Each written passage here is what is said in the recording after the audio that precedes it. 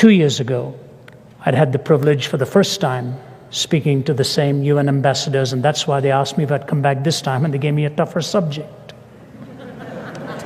But the first time I went there, I had spoken to them about the heart's hunger for meaning. And I talked about the 4 components that meaning has. And then I knew I only had about 2 minutes in which to mention Christ. I couldn't be overbearing. So in a 25-minute talk, it's about 5 minutes that I can bring the gospel in. And so I told them this story. By this point, they were listening very attentively. So I said, I have a parable to tell you, and we in India love parables. And all of the Middle Easterners and Easterners leaned forward because they all love parables. Nothing happened in my life of which my mother didn't have a parable or a proverb. We learned it that way. I said, I have a parable to tell you. I said, it's the story of a rich man who had a huge art gallery, and he had a terrific son. And the son would go into the streets, and one day he befriended a beggar. And he started to see this beggar regularly, and he'd describe his father's big home and the paintings and all that his father did in business and his family. And the beggar really liked this young man. But one day the young man stopped coming. 2 days, 3 days, and the beggar found out he had very suddenly died. So he went and got himself some paper and some crayons, and he drew a portrait of that young man. And he went to that home of the rich man and gave it to the watchman outside and said, would you please give it to the man, because his son was very good to me. And I've drawn his portrait because I hear he has an art gallery in that house. The watchman looked at it, rather bemused by it, and said, all right, okay, and sent him away. But he thought this was quite a gesture.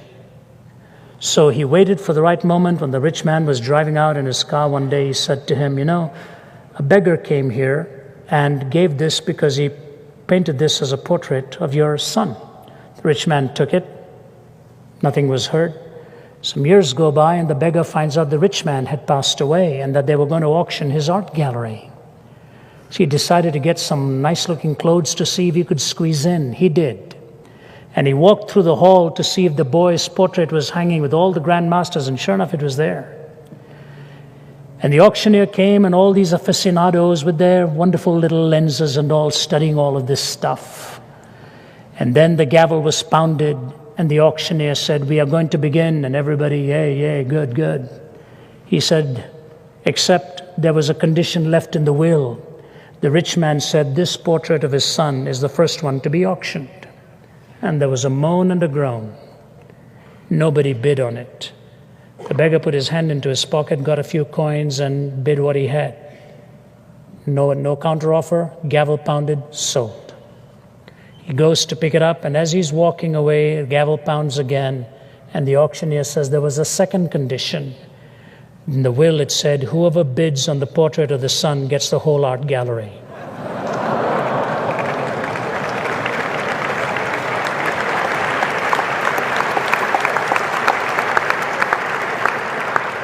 So I said to them, ladies and gentlemen, when you get the Son, you get all of the components of meaning in life.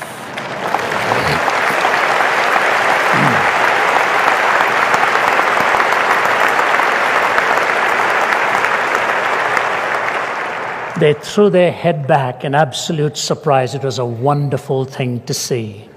They were lined up. One of the Middle Eastern ambassadors, whom here I shall leave unnamed, came and grabbed my hand and he said, Dr. Ravi, when I get to heaven, I am going to ask Lord Jesus if you and I can be roommates.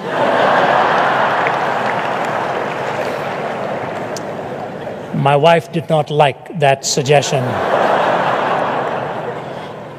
I said to him, sir, when you get to heaven and you see the Lord Jesus Christ, you won't want anyone else for a roommate. He kissed the back of my hand and said, you're right. And he walked away. When you get the Son, you get the way, the truth, and the life. You get all that you need to understand about reality within and without.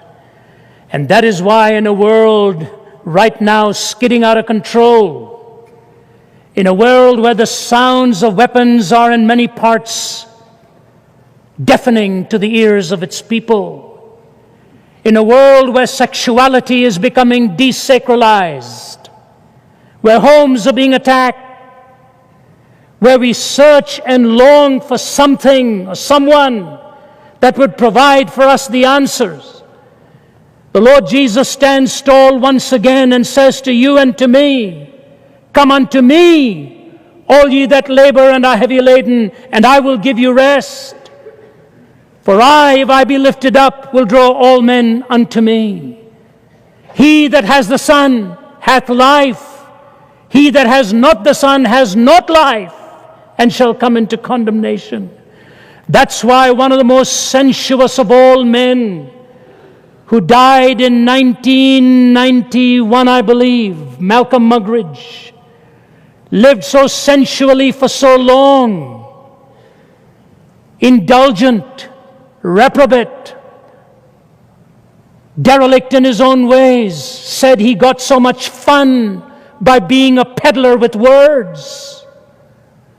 I had the opportunity of spending some hours with him before he died, a man who then came to find Christ in his latter years. He said this: we look back upon history, and what do we see? Empires rising and falling, revolutions and counter-revolutions, wealth accumulated and wealth dispersed. Shakespeare has spoken of the rise and fall of great ones that ebb and flow with the moon. I look back upon my own fellow countrymen in England, once upon a time dominating a quarter of the world, most of them convinced in the words of what is still a popular song, that the God who made them mighty shall make them mightier yet. I've heard a crazed, cracked Austrian announce to the world the establishment of a Reich that would last 1,000 years. I've seen an Italian clown saying he was going to stop and restart the calendar with his own ascension to power. I have seen America wealthier and in terms of military weaponry more powerful than the rest of the world put together, so that had the American people so desired, they could have outdone a Caesar or an Alexander in the range and scale of their conquest, all in one lifetime, all gone. Gone with the wind. England, part of a tiny island off the coast of Europe, threatened with dismemberment and even bankruptcy. Hitler and Mussolini dead, remembered only in infamy. Stalin, a forbidden name in the regime he helped found and dominate for some 3 decades. America haunted by fears of running out of those precious fluids that keep some motorways roaring and smog settling, with disastrous memories of a disastrous campaign in Vietnam as the media charged the windmills of Watergate. All in one lifetime, all gone. He says, behind the debris of these solemn supermen and self-styled imperial diplomatists, there stands the gigantic figure of one person, because of whom, by whom, in whom, and through whom alone mankind may still have peace. The person of Jesus Christ. That's the Lord I present to you tonight. May you know him, and he will set you free. Thank you, and God bless you.